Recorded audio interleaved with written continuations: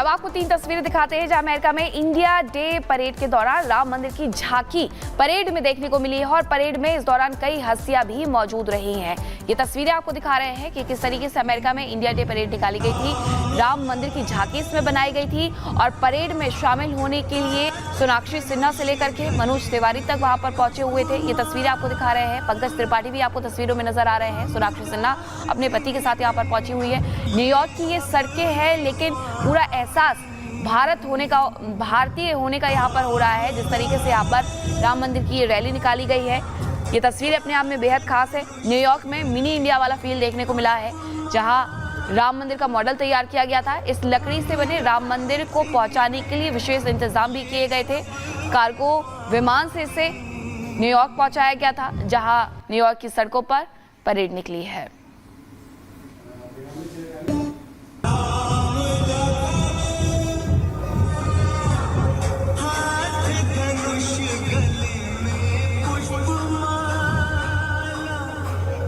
और देखिए ये बहुत खूबसूरत तस्वीर हम आपको दिखा रहे हैं। ये तस्वीर आप देख सकते हैं किस तरीके से जो तमाम प्रवासी भारतीय थे, बांग्लादेश में जिस तरीके के हालात हैं उस तरह की प्लेकार्ड लेकर भी ये तमाम लोग नजर आए। लेकिन राम मंदिर की झांकी हम एक बार आपको दिखाएंगे। राम मंदिर की झांकी दरअसल न्यूयॉर्क में ये झांकी निकाली गई थी और न्यूयॉर्क में ये देखिए सड़कों पर प्रवासी भारतीय, न्यूयॉर्क में इंडिया डे परेड का आयोजन किया गया था। वहां पर तमाम लोग जुटे थे, जिसमें भारतीय प्रवासी भी नजर आए। और ये आप देख सकते हैं बांग्लादेश में जो कुछ भी हिंदुओं के हालात हैं उसको लेकर ये जो पोस्टर है आप देख सकते हैं, स्टॉप जेनोसाइड ऑफ हिंदूज इन बांग्लादेश। इस तरह के जो तख्तियां थी, इस तरह के जो पोस्टर से वो लेकर तमाम जो लोग थे वो सड़कों पर उतरते हुए दिखाई दिए। ये न्यूयॉर्क की तस्वीर हम आपको दिखा रहे हैं। और इससे पहले तस्वीर हमने आपको दिखाई कि किस तरीके से वहां पर राम मंदिर की झांकी भी निकाली गई।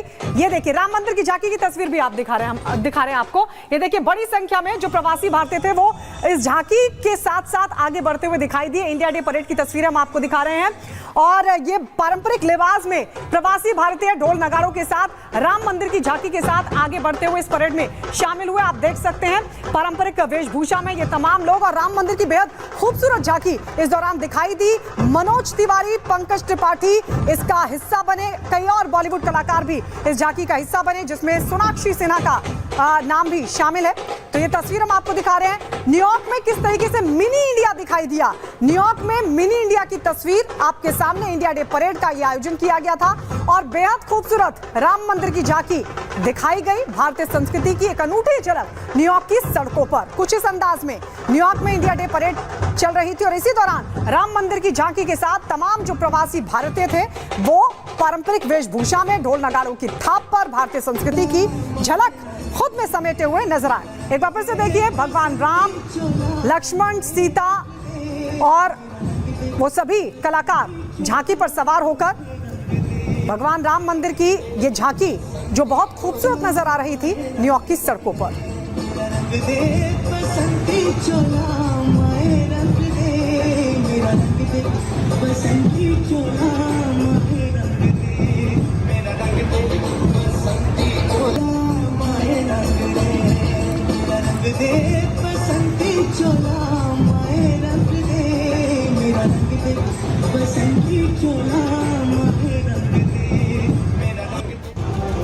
न्यूयॉर्क में धूमधाम से राम मंदिर की झांकी निकाली गई, जिसमें बड़ी संख्या में प्रवासी भारतीयों ने शिरकत की। इंडिया डे परेड में राम मंदिर की झांकी में उत्साह और उमंग दिखाई दिया।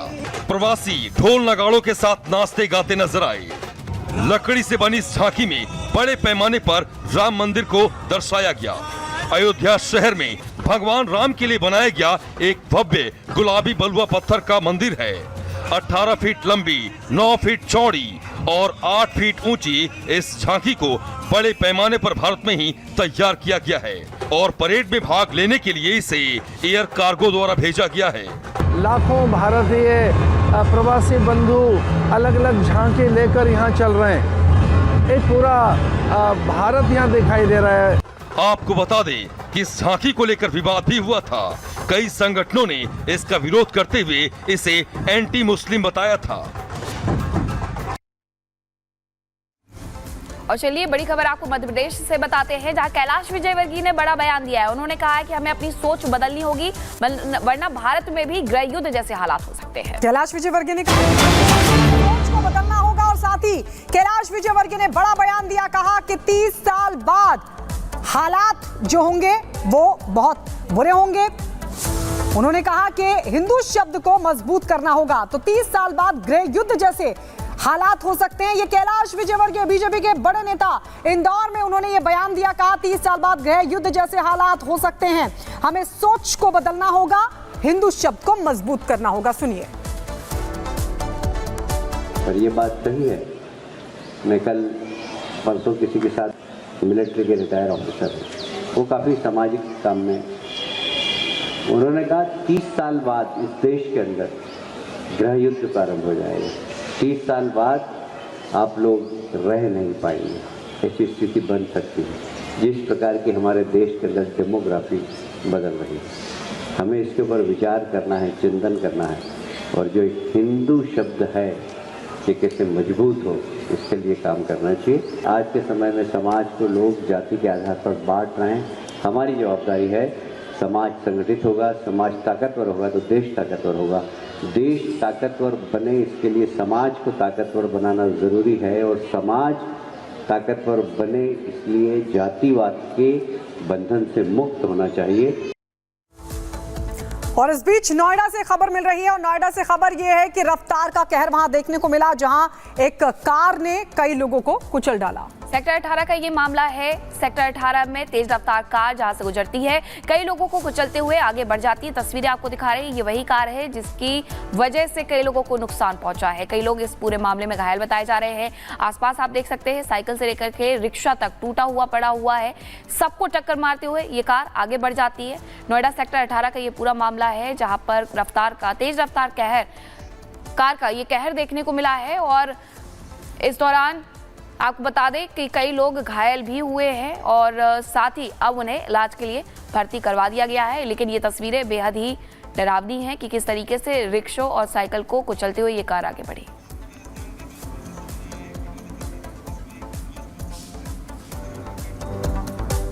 और वही तस्वीरें अब आपको राजस्थान के जोधपुर से दिखाते हैं, जहां पर एक बदमाश बेखौफ होकर के बंदूक लहराते हुए नजर आता है और शराब कारोबारी पर उसे ताना किया था।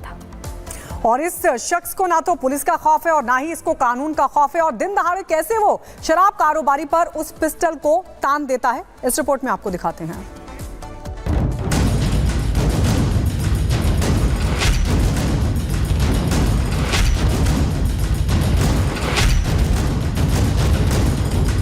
राजस्थान के जोधपुर को सन सिटी कहा जाता है, लेकिन ये गन सिटी बनती जा रही है। ऐसा कहने के पीछे की वजह है ये वीडियो, जो जोधपुर का ही है, जहां एक बंदूकबाज बदमाश शराब व्यापारी पर अवैध पिस्टल तान देता है। बताया जा रहा है कि बदमाश अपनी थार गाड़ी से शराब लेने पहुंचता है। शराब व्यापारी से पैसों को लेकर कहा सुनी होती है।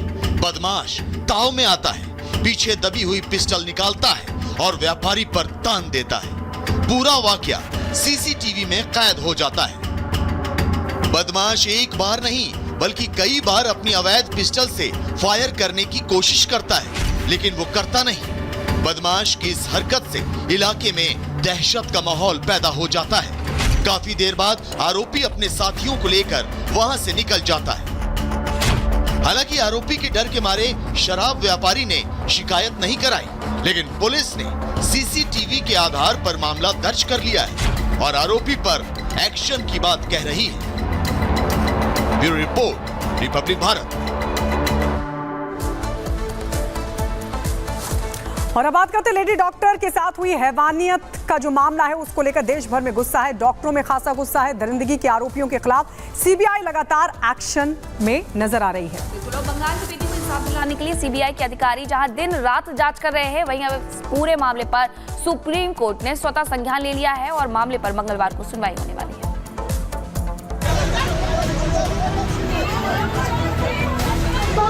ये वो जगह है जहां पर हिंसा हुई थी। इसी इमरजेंसी के तीसरी मंजिल पर जो वो सेमिनार हॉल है, पूरे जिस जगह तोड़फोड़ की गई उस पूरी जगह की जो मैपिंग है वो की जा रही है। कोलकाता में डॉक्टर बेटी से रेप और मर्डर को लेकर देश भर में गुस्सा है। लोग डॉक्टर बेटी को इंसाफ दिलाने के लिए सड़कों पर हैं।